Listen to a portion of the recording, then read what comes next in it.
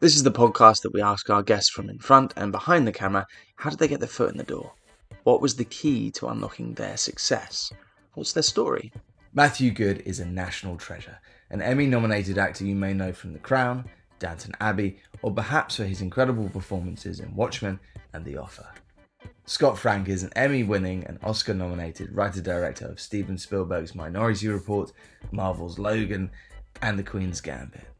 We chat about what's changed in the last 20 years since they collaborated on The Lookout, why they both still feel like every job could be their last, and fantastic new Netflix show, dipt.q. You've both been in this game for several years. I'd love to ask, my podcast is usually about how someone's career begins. I mean, you've written some incredible projects, some of my favourites of all time, Minority Report being one of them, Queen's Gambit.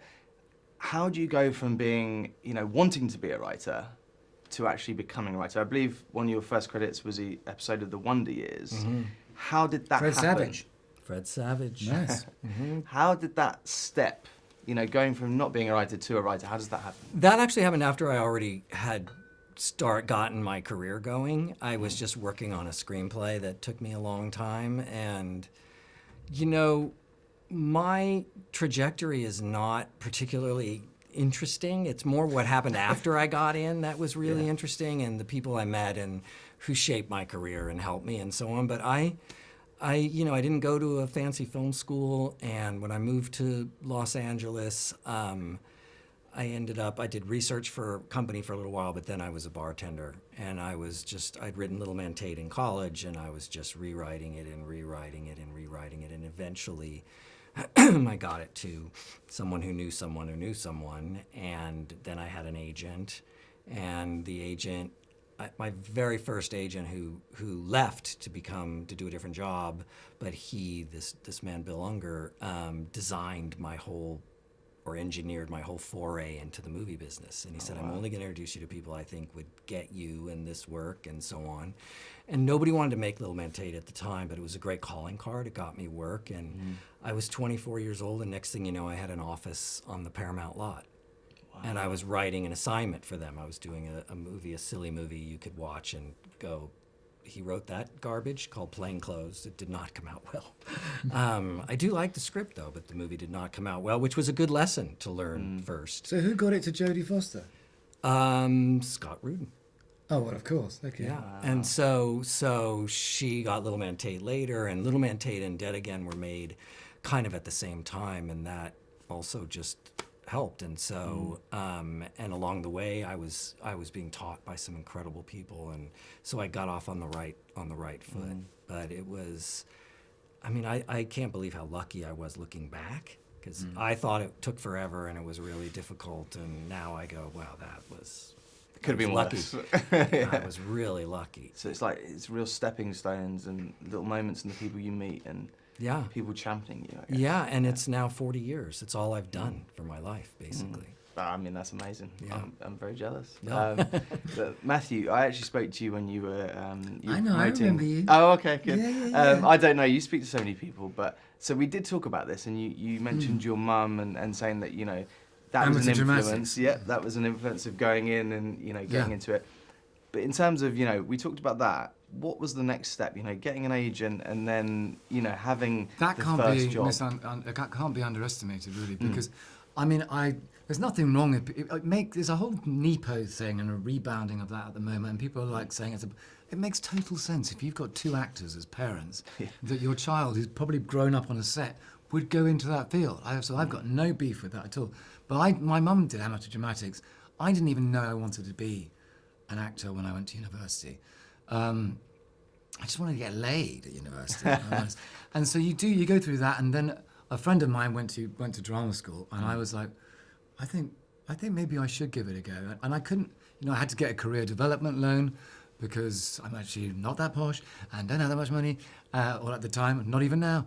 And so, but managed to get into drama school, went and did a 1 year because that's all I could afford to do.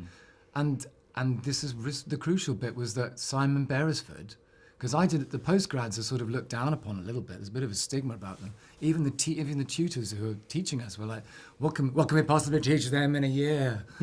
So, but luckily Carol Ziegler, who was our voice person at Weber, she had a connection to, it's all about connections, you see, and a bit of luck and timing, with Simon Beresford. And no offence to some of the co-ops that came and watched, but he came, and I was, out of our group of the 1 year postgrads, I was the only one to walk away with a serious agent, and that was Simon, and I'm still with him. And he's a very that is amazing. Yeah, I've been by Simon and Joel Lubin, who came and found me up in Winnipeg. If someone flies to Winnipeg, you know they're serious. While we were doing The Lookout. Yeah. You got it in the bag. When did you start? Did you sign with him at the same time?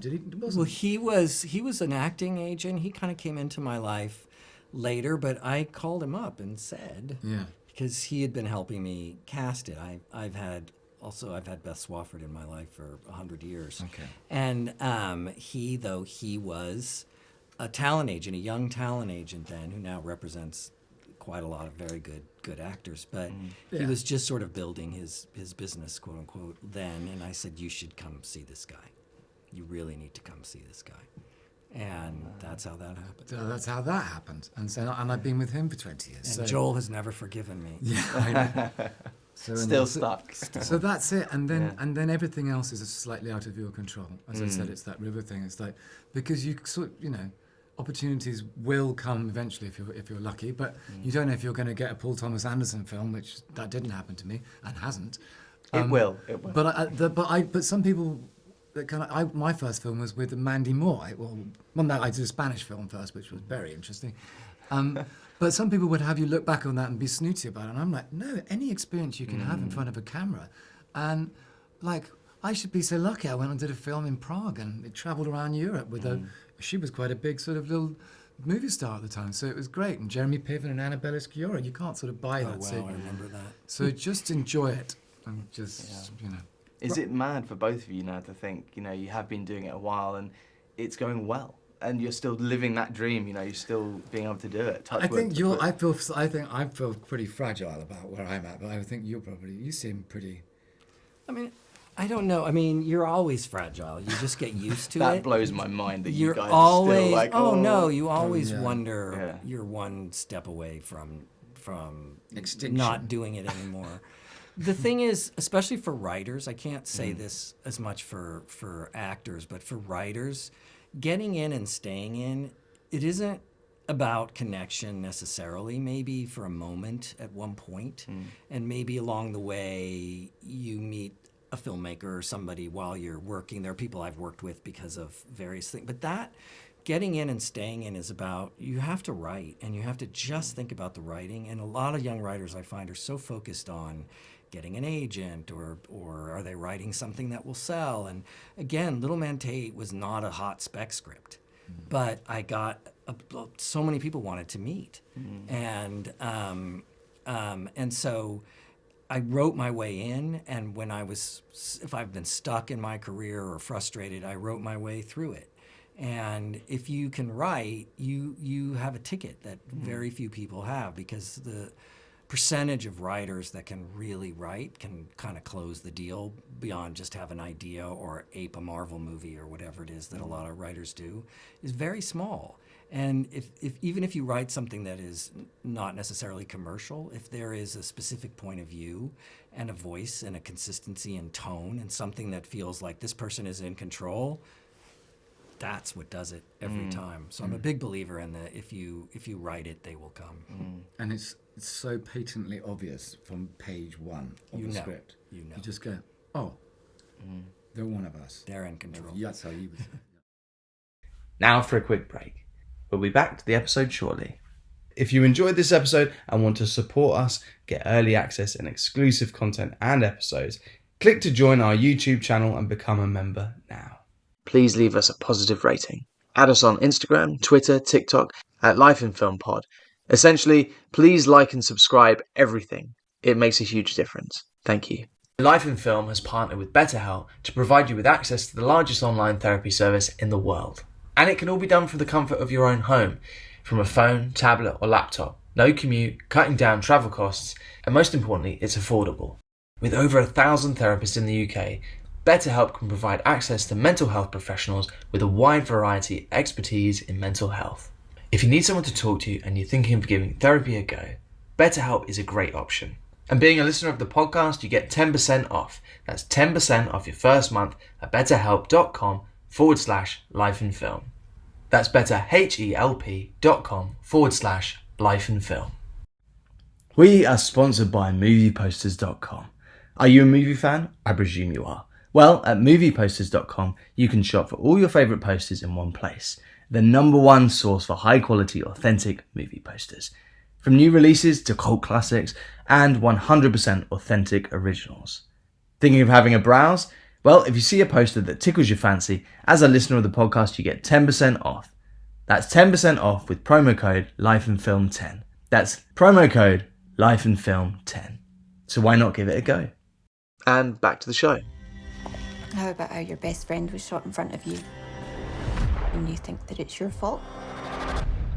Is this some new kind of therapy? Well, guys, straight away the show just roped me in. I watched like 9 episodes all in like 2 days. So Oh, great. I great. was like You've seen a lot. sucked in. My wife was very disgruntled because she wanted to watch it with me. She got halfway through and she had plans, so she had to leave. But she's going to watch it later on. You watch without her. That's always difficult. It's Yeah. always my wife who speeds ahead Yeah. of something and needs me. I had an to- excuse, Yeah. so I could, watch it all.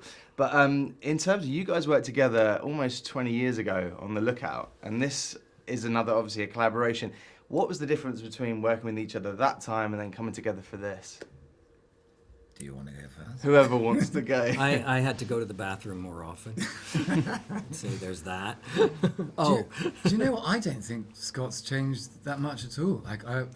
His writing maybe has even gotten even better if that's possible. But it's still the same sort of approach, and like he makes a set an extremely fun place to be, even when we're under pressure and under the cosh, and there's a lot of humour and he can beat me up when he wants to, and I'm I just jump. I'm a monkey and I do what he wants.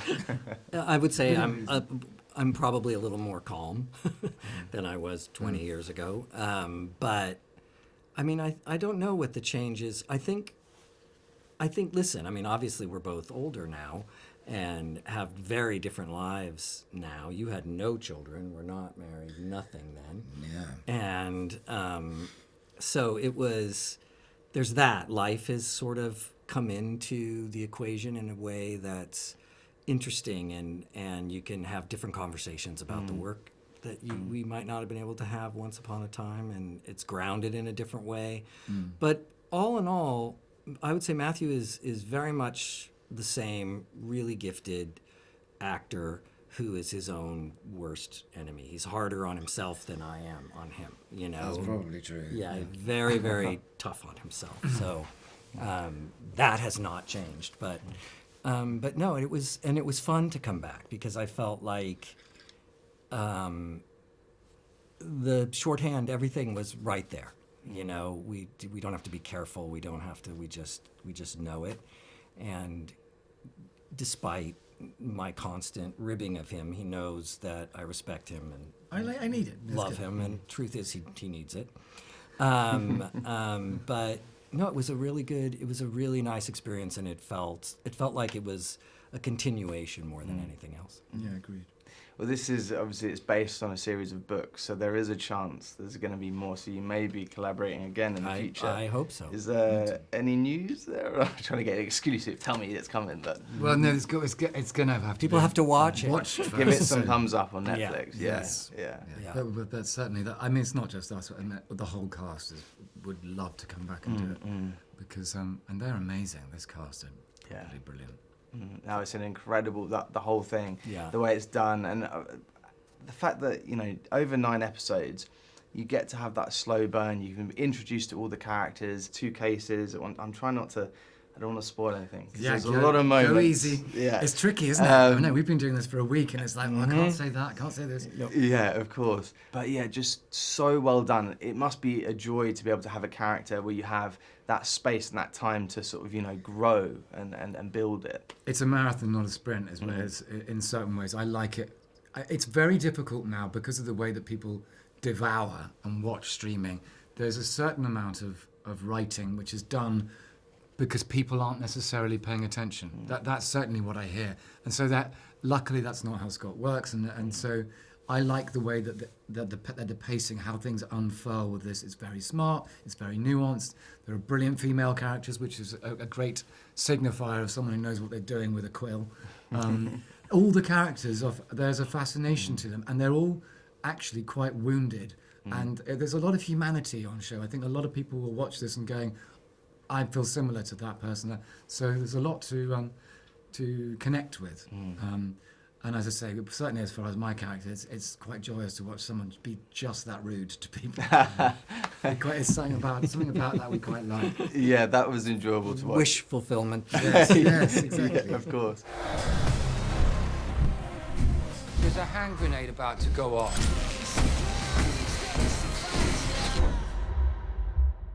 Just tell me why you think you're going to do any better. Because I'm doing it. Episode 1, straight away, there's a hook where you're like, what's going on here?